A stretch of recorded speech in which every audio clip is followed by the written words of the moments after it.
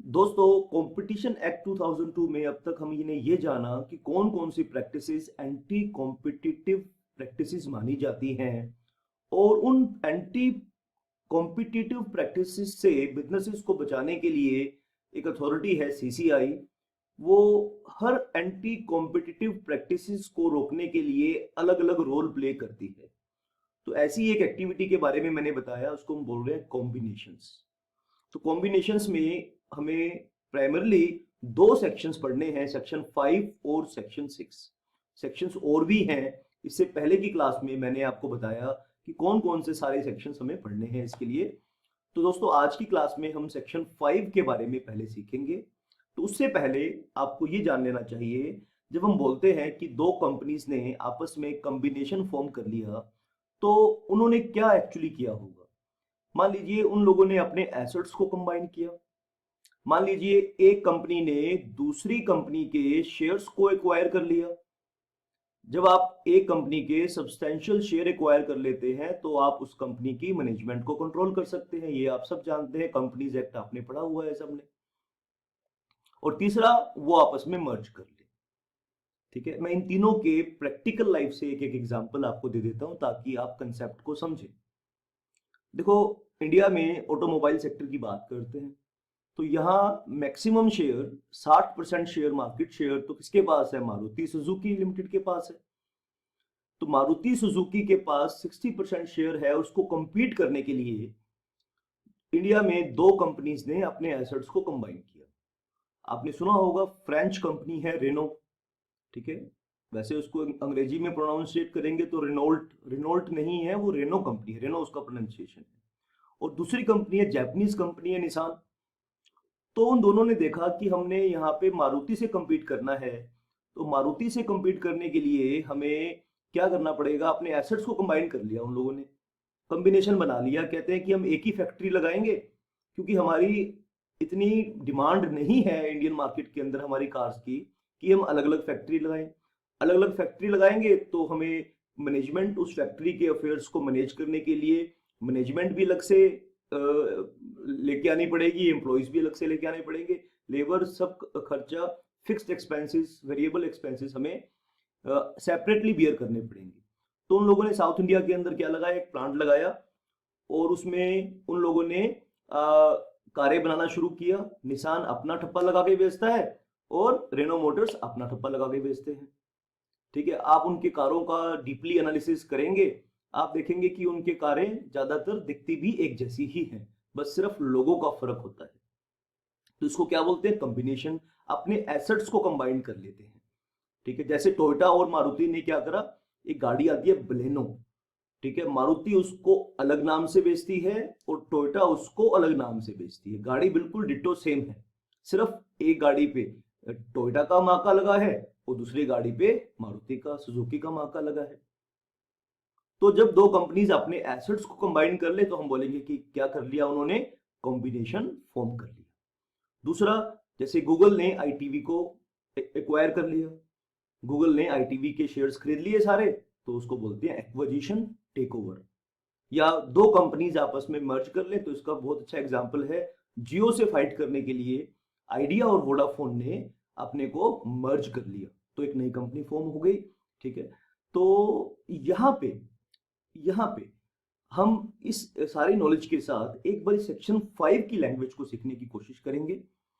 Combination has broad coverage and includes acquisition of control, shares, voting rights, assets, merger और amalgamation. ठीक है, तो यहाँ पे इस, आई थिंक अब आपको ये लैंग्वेज अच्छे से समझ में आई होगी कि जो मैंने आपके साथ अभी एग्जांपल्स के लाइट में, आप इन एग्जांपल्स के बैकग्राउंड में इस लैंग्वेज को पढ़ेंगे तो आपको बात समझ में आएगी ज्यादा से। चलिए, हम यहाँ पे पढ़ेंगे, कॉम्बिनेशन हैज ब्रॉड कवरेज। ठीक है, and includes acquisition of control. इसमें क्या क्या चीजें होती हैं? Acquisition of control, shares, voting rights, assets, merger और amalgamation. Unless exempted, commission's approval is mandatory under the act. तो इसका मतलब ये है कि जब आप किसी भी तरीके से कॉम्बिनेशन फॉर्म करेंगे तो या तो वो एग्जम्प्टेड होगा, दो ही केस होंगे, या तो वो आप कर लीजिए, हमें कोई दिक्कत नहीं है, कंपटीशन एक्ट में जो अथॉरिटी है कंपटीशन कमीशन ऑफ इंडिया, उसको कोई प्रॉब्लम नहीं है, आप एग्जाम्प्ट है, आप कर लीजिए। आप एसेट्स कंबाइन करें अपने, आप एक्वायर करें, कंट्रोल एक्वायर करें, या आप मर्जर करें, हमें कोई प्रॉब्लम नहीं है, क्योंकि आपका एग्जाम्प्टेड है। अगर आपका एग्जाम्प्टेड नहीं है तो फिर क्या होगा, तो उस कॉम्बिनेशन को फॉर्म करने के लिए आपको सीसीआई की कमीशन की अप्रूवल लेनी होगी। ठीक है, वो अप्रूवल कब लेनी होगी, जब जुरिस्डिक्शनल थ्रेशोल्ड, जुरिस्डिक्शन का मतलब क्या है, पावर। ठीक है, जब आप कंपटीशन कमीशन ऑफ इंडिया के जुरिस्डिक्शन में फॉल करेंगे, और ऐसा कब होगा, जब आप उसकी थ्रेशोल्ड लिमिट को क्रॉस करोगे, यानी एसेट्स और टर्नओवर, या तो उस उस थ्रेशोल्ड में जो एसेट्स की लिमिट मेंशन है वहां तक पहुंचोगे, या टर्नओवर तक पहुंचोगे, तो आपको सीसीआई की अप्रूवल लेनी होगी। As such, all combinations are not regulated by the Competition Act 2002. Only those combinations are regulated by Competition Act 2002 which cross the threshold limits mentioned in Section 5 of the Competition Act 2002. ठीक है, अब यहां पे आपको सीखने की जरूरत है बेटा, या तो जो ये पार्टीज टू कॉम्बिनेशन है, company A company B are parties to combination, ये दो कॉम्बिनेशन फॉर्म करने वाले हैं, इनके कंबाइंड एसेट्स या कंबाइंड टर्नओवर जो सेक्शन 5 में लिमिट मेंशन की गई है, फाइनेंशियल लिमिट्स दिए हुए हैं एसेट्स और टर्नओवर के, वो वहां तक पहुंचते हैं। तो कंपनी ए कंपनी बी या तो दोनों इंडिया में है, ठीक है, या एक कंपनी इंडिया में है और दूसरी कंपनी इंडिया से बाहर भी है, या दोनों इंडिया में भी हैं, इंडिया से बाहर भी हैं। मैं रिपीट करता हूं, यहां पे जो कॉम्बिनेशन बन रहा है, जो दो कंपनीज के बीच में जो ये कॉम्बिनेशन बन रहा है, उसमें दोनों पार्टीज इंडियन हैं, एक इंडियन है दूसरी बाहर की है, दोनों बाहर की हैं और दोनों इंडिया में ऑपरेट कर रही है। जैसे मैंने एग्जांपल दिया, निसान फ्रांस से आई, ठीक है, निसान जापान से आई और रेनो फ्रांस से आई, दोनों मिलकर इंडिया में कारें बनाएंगी, बेचेंगी। ठीक है, तो उसके ऊपर सेक्शन 5 अप्लाई हो जाएगा। दो ऐसी कंपनीज का बात करते हैं, ठीक है, अलीबाबा और गूगल के बीच में कोई कॉम्बिनेशन बना चाइना के लिए या किसी और कंट्री के लिए, उससे हमें मतलब नहीं है। हमें किस कॉम्बिनेशन से मतलब है, जिसका इंडिया के साथ कुछ राब्ता है, जिसका इंडिया के साथ कुछ नेक्सस है, हम उस कॉम्बिनेशन की बात करेंगे। या तो दोनों इंडिया की हैं, एक इंडिया की एक बाहर की है, इंडिया में बिजनेस कर रहे हैं, या दोनों बाहर की हैं, इंडिया में बिजनेस कर रहे हैं। तो इस बात को भी आप ध्यान में रखेंगे। ठीक है, तो टर्नओवर आइदर इन इंडिया और आउटसाइड इंडिया। तो जब हम एसेट्स और टर्नओवर की लिमिट को चेक करेंगे, तो हम उनके ओवरऑल एसेट्स को देखेंगे, ओवरऑल टर्नओवर को देखेंगे, इंडिया में कितने टर्नओवर कर रहे हैं और बाहर कितनी टर्नओवर कर रहे हैं। ठीक है, इंडिया में कितने एसेट्स हैं और बाहर कितने एसेट्स हैं। बस फर्क यह है कि जब एक पार्टी आउटसाइड है, कंबाइंड एसेट्स आउटसाइड हैं, तो इंडिया में एक कंसिडरेबल पार्ट होना चाहिए। ठीक है, जैसे फॉर एग्जांपल टेस्ला और मान लीजिए महिंद्रा के बीच में एक कॉम्बिनेशन बना कि वो इंडिया में इलेक्ट्रिक कारें बना के बेचेंगे, तो उस कॉम्बिनेशन का एक कंसिडरेबल पार्ट इंडिया में होना चाहिए। अगर एक कंसिडरेबल पार्ट इंडिया में नहीं है, मान लो बाहर भी बहुत बड़ी कंपनी, अलीबाबा चाइना की एक बहुत बड़ी कंपनी है, उसका किसी इंडियन फर्म के साथ कॉम्बिनेशन हुआ, लेकिन अभी वो बहुत छोटे लेवल पे है, इतने छोटे लेवल पे है कि वो इंडिया में किसी कंपनी को तंग नहीं कर सकता। तो उस केस में हम उस कॉम्बिनेशन को कंपटीशन एक्ट से बाहर रखेंगे, उसको एग्जम्प्ट रखेंगे। ठीक है, तो आगे बढ़ने से पहले हम थ्रेशोल्ड्स के बारे में सीखते हैं।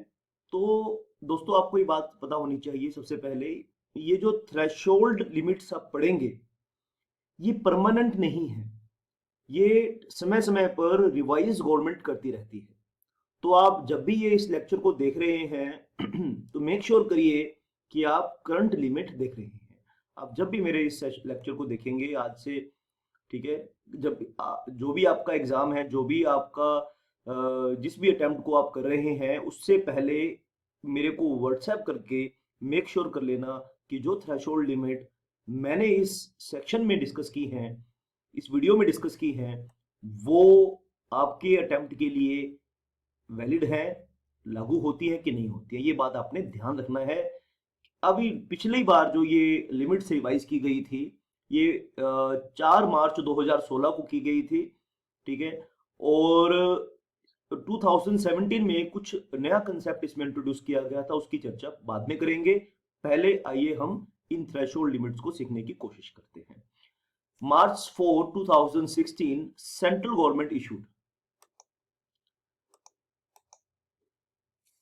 notification pertaining to statutory, pertaining मतलब related, pertaining to statutory thresholds, statutory threshold मतलब जो सेक्शन 5 ने लिमिट्स प्रोवाइड की हुई हैं for the purpose of combinations under section 5 of the competition act 2002. However, pursuant to notification number so and so dated March 4, 2016, value of assets and value of turnover has been enhanced by 100% for the purpose of section 5 of the act. यानी देखो बेटा, अब section 5 एक तरीके से हम देखें, अगर हम दूसरे एस्पेक्ट को देखें कि आप कॉम्बिनेशंस को रोक रहे हो, बड़े कॉम्बिनेशंस को रोक रहे हो, आप कंपनीज को लिमिट कर रहे हो कि वो दूसरी कंपनीज को टेक ओवर ना कर सके। अगर आप इसको पॉजिटिवली सोचेंगे, इस कंसेप्ट को पॉजिटिव एस्पेक्ट देखेंगे, तो बड़े बड़े इनोवेशंस, बड़े बड़े आविष्कार तो बड़ी बड़ी कैपिटल से ही होंगी। छोटे मोटे कंपनीज तो क्या ही इनोवेशन करेंगी, वो क्या ही नए नए प्रोडक्ट लेकर आएंगी, ठीक है। तो वो क्या ही इकोनॉमी के अंदर वैल्यू एडिशन करेंगी, वो क्या ही नई नई जॉब्स क्रिएट करेंगी। तो इकोनॉमीज को बूस्ट करने के लिए हम ऐसा भी नहीं चाहते कि ये एक्ट डेवलपमेंट के आड़े आए, डेवलपमेंट के रास्ते में बीच में आ जाए। तो इस पर्पस के लिए सेंट्रल गवर्नमेंट ने इस चीज को रियलाइज किया और इन लिमिट्स की जो थ्रेशोल्ड है, यानी पहले जो एसेट्स की बात करें 1000 करोड़ था, तो 1000 करोड़ से सीधा 2000 करोड़ कर दिया। टर्नओवर की बात पहले 3000 करोड़ थी, तो 3000 करोड़ को बढ़ा के 6000 करोड़ कर दिया। तो मार्च, डेट याद रखना, मार्च 4, 2016 को इस लिमिट को रिवाइज कर दिया। Accordingly the revised thresholds for notification to the Competition Commission of India are, यानी इसका मतलब क्या समझे हम, जब भी गवर्नमेंट सेक्शन 5 के लिमिट्स को, एसेट्स की लिमिट को या टर्नओवर यानी सेल की लिमिट को एनहेंस करना चाहती है, तो नोटिफिकेशन के जरिए वो एनहेंस कर सकती है, ठीक है।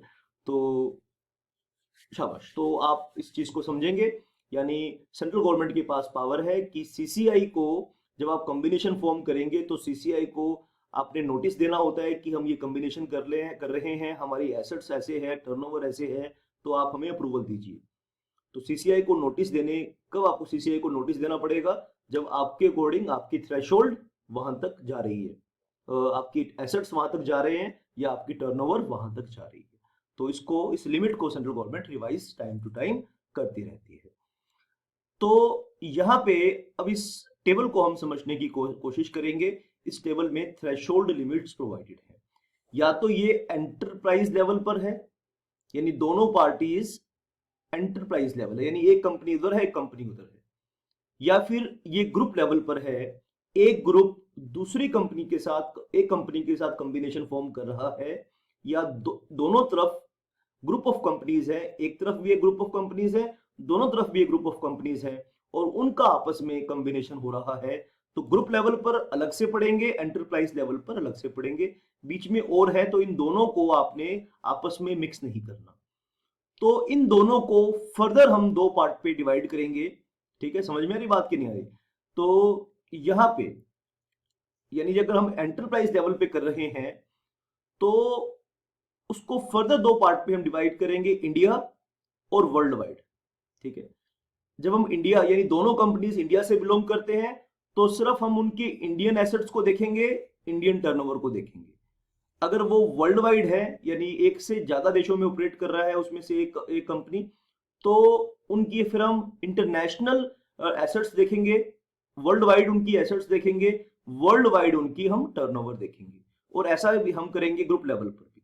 अगर वो ग्रुप लेवल सिर्फ इंडियन है, दोनों इंडियन कंपनीज हैं, दोनों ग्रुप इंडियन कंपनीज की ग्रुप हैं, तो उनकी इंडिया में सिर्फ एसेट्स देखे जाएंगे, इंडिया में सिर्फ टर्नओवर देखी जाएगी, ठीक है। अगर वो वर्ल्ड वाइड है तो उनके वर्ल्ड वाइड एसेट्स देखे जाएंगे और इंडिया में उसकी मिनिमम एक लिमिट होनी चाहिए। ठीक है, अगर वो टर्नओवर वर्ल्ड वाइड कर रहे हैं तो उनकी वर्ल्ड वाइड टर्नओवर देखी जाएगी, लेकिन इंडिया में उनकी एक लिमिट होनी चाहिए। ठीक है, तो आओ इसको हम एक बारी अच्छे से आप समझते हैं। तो पहले हम फर्स्ट ऑप्शन पे काम करेंगे। एंटरप्राइज लेवल पर ये कॉम्बिनेशन फॉर्म हो रहा है, दोनों कंपनीज इंडिया में है, तो पहले उनकी एसेट्स की लिमिट को हम एक बार देख लेते हैं। ठीक है, अगर उनके कंबाइंड एसेट्स ज्यादा हैं 2000 करोड़ से, ठीक है, कंबाइंड एसेट्स ज्यादा हैं 2000 करोड़ से, तो उनके ऊपर सेक्शन 6 अप्लाई हो जाएगा, यानी वो फिर सेक्शन 5 के अकॉर्डिंग एक कॉम्बिनेशन है।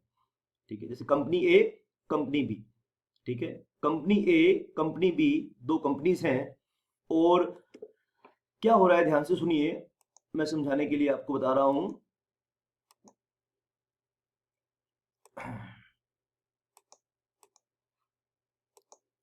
देखिए बेटा, एक है कंपनी ए और दूसरी है कंपनी बी, इन दोनों का आपस में कॉम्बिनेशन फॉर्म हुआ। एक के एसेट्स 1400 करोड़ के हैं, ठीक है, दूसरे के एसेट्स 700 करोड़ के हैं, तो आप इन दोनों को जोड़ दीजिए, कितना आ गया 2200 करोड़ रुपए। तो 2200 करोड़ आप मुझे बताइए ज्यादा है 2000 करोड़ से, तो ये जो कॉम्बिनेशन हुआ ए और बी के बीच में, ए लिमिटेड और बी लिमिटेड के बीच में, तो इस कॉम्बिनेशन को सेक्शन 5 में हम कॉम्बिनेशन बोलेंगे। अगर ये 5 में कॉम्बिनेशन है तो इनको सीसीआई का एक नोटिस देना पड़ेगा।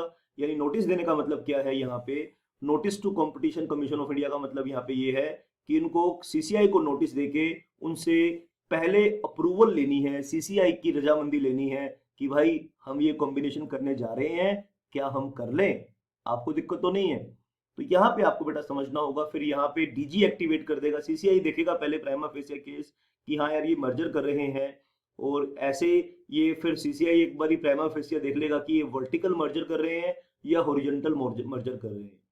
वर्टिकल मर्जर में ज्यादा प्रॉब्लम होती है सीसीआई को, हॉरिजॉन्टल मर्जर में भी प्रॉब्लम हो सकती है, लेकिन ज्यादा वो कंसर्न करते हैं कि जब वर्टिकली कंपनीज मर्ज हो रही हैं। तो ये बात मैंने इससे अर्लियर लेक्चर में वर्टिकल मर्जर और हॉरिजॉन्टल मर्जर क्या है पहले की क्लासेस आपने देखी हैं, तो आपको समझाया है। लेकिन अगर आपको कोई डाउट है तो आप मेरे को फर्दर क्लासेस में पूछ सकते हैं, या फिर मेरे को मेरे व्हाट्सएप नंबर पर संपर्क कर सकते हैं। ठीक है, तो यहाँ पे आप ध्यान दीजिए बेटा कि ए और बी आपस में जब ये मर्ज कर रहे हैं तो सीसीआई को नोटिफिकेशन देंगे, यानी सीसीआई की अप्रूवल लेने की कोशिश करेंगे। ठीक है, अब कई बारी एसेट्स कंपनीज के पास नहीं होते, कुछ ऐसी कंपनीज होते हैं जिनके एसेट्स ज्यादा नहीं होते लेकिन वो टर्नओवर बहुत बड़ी करते हैं, जैसे आईटी कंपनीज हैं, जितने भी आईटी कंपनीज हैं उनके एसेट्स उनके पास क्या होंगे, एक आईटी कंपनी के पास एसेट्स क्या होंगे, दो ही एसेट्स हैं, एम्प्लॉइज और कंप्यूटर्स। ठीक है, एक आईटी कंपनी क्या करेगी, सॉफ्टवेयर बनाती है। ठीक है, सॉफ्टवेयर कैसे बनता है, कंप्यूटर की मदद से बनता है, मशीन की बनता है, तो उनके पास ऐसे बिजनेस करने के लिए एसेट्स नहीं है। आप डीएलएफ को करोगे, डीएलएफ के पास बहुत सारे एसेट्स हैं, जीएमआर को स्टडी करोगे, बहुत सारे एसेट्स हैं। तो कुछ कंपनीज जैसे इंफ्रास्ट्रक्चर कंपनीज हैं, रियल एस्टेट कंपनीज हैं, ठीक है, ऐसी कंपनीज हैं जो कोल्स में डील करते हैं, आयरन में डील करते हैं, टिस्को है जैसे, ठीक है, एचपी है जैसे, इंडियन ऑयल्स है जैसे, तो वो कंपनीज, नेरोलैक है जैसे, वो कंपनीज मेटेरियल कमोडिटीज में डील करते हैं, तो उनके पास मैसिव एसेट्स होते हैं। कहते हैं टिस्को का प्लांट इतना बड़ा है कि वो, ऐसा मैंने सुना है कि कई किलोमीटर तक वो टिस्को का प्लांट ही चलता रहता है, बहुत लंबा, कहते हैं कई किलोमीटर है जो टिस्को का प्लांट उसमें है। सेल इंडिया है, सेल बहुत बड़ा प्लांट है उसका, steel authority of India limited. ठीक है, तो कुछ कंपनीज के आप यहां देखो बेटा एसेट्स ड्रिवन होती हैं, एसेट्स बेस्ड होता है। ठीक है, कुछ कंपनीज के पास एसेट्स कम होती हैं, टर्नओवर। मेन पर्पस ये है कि अगर ये कॉम्बिनेशन इतना बड़ा बन रहा है, इसका साइज इतना बड़ा है, या तो एसेट वाइज या टर्नओवर वाइज ये कंपटीशन को डोमिनेट कर सकता है, तो सीसीआई की अप्रूवल लेनी है। तो या तो फिर एसेट्स होने चाहिए, या फिर क्या होने चाहिए, और एसेट्स या क्या टर्नओवर, या तो एसेट्स हो या फिर टर्नओवर हो। तो एसेट्स अगर हम इंडिया की बात करें, सिर्फ इंडिया की बात कर रहे हैं कि दोनों कंपनीज इंडिया से बिलोंग करते हैं, या तो उसके एसेट्स 2000 करोड़ से ज्यादा है, उनके टर्नओवर 6000 करोड़ से ज्यादा है। एक एग्जांपल और लेते हैं यहाँ पे। ठीक है, तो यहाँ पे शाबाश, आप ये देखिए कि जो कंपनी ए है, हमने यहाँ डिस्कस करा company A, company B. Company ए की जो टर्नओवर है वो है 4000 करोड़ और कंपनी बी की टर्नओवर है 3000 करोड़। ठीक है, तो दोनों की कॉम्बिनेशन अगर हम एसेट कंबाइन करें, एसेट वाइज तो उनके 2000 करोड़ से कम है। ठीक है, एसेट्स तो उनके पास 20 करोड़ के ही हैं, लेकिन टर्नओवर उनकी 7000 करोड़ है दोनों की कंबाइंड। तो भी उनको सेक्शन 5 उनके ऊपर अप्लाई हो जाएगा, यानी सेक्शन 5 में वो कॉम्बिनेशन माना जाएगा। ठीक है दोस्तों, बात समझ में आ रही है आपके? अब हम देखेंगे क्या कि एंटरप्राइज लेवल पर कॉम्बिनेशन हो रहा है, यानी एक तरफ सिंगल कंपनी एक तरफ है, सिंगल कंपनी दूसरी तरफ है, और वो उसमें से या तो दोनों कंपनीज, मैंने जैसे एग्जांपल दिया रिनो और निसान का, दोनों कंपनीज बाहर भी काम करते हैं और इंडिया में भी काम करते हैं। तो world wide with India leg, यानी इंडिया में जो उनकी लेग है, इंडिया में जो उनका बिजनेस है, उसको वर्ल्ड वाइड एसेट्स के साथ कंबाइन करेंगे। इंडियन लेग की जो टर्नओवर है वर्ल्ड वाइड टर्नओवर के साथ उसे कंबाइन करेंगे। तो यहां पे आप ध्यान से देखिए कि उनकी अगर कंबाइंड उनके एसेट्स हैं, यहां पे जब हम वर्ल्ड वाइड की बात करेंगे तो वैल्यूएशन रुपीस में नहीं होगा, ध्यान देना, वैल्यूज होगा यूएस डॉलर्स में, यूएसडी। यूएस डॉलर्स को शॉर्ट फॉर्म में हम क्या लिखेंगे? यूएसडी।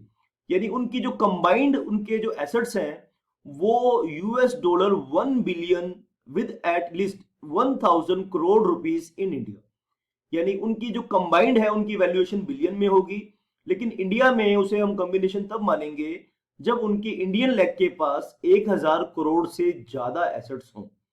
तो आप कैलकुलेशन करना, ये आपको टास्क दे रहा हूं कि एक यूएस जो 1 बिलियन यूएस डॉलर्स हैं उसमें कितने रुपीस होते हैं, आप ये मेरे को करके मेरे को बताना, अगली क्लास के अंदर मेरे को मैसेज करना, कैलकुलेशन आप करना कि 1 बिलियन यूएसडी में कितने इंडियन रुपीस बनते हैं।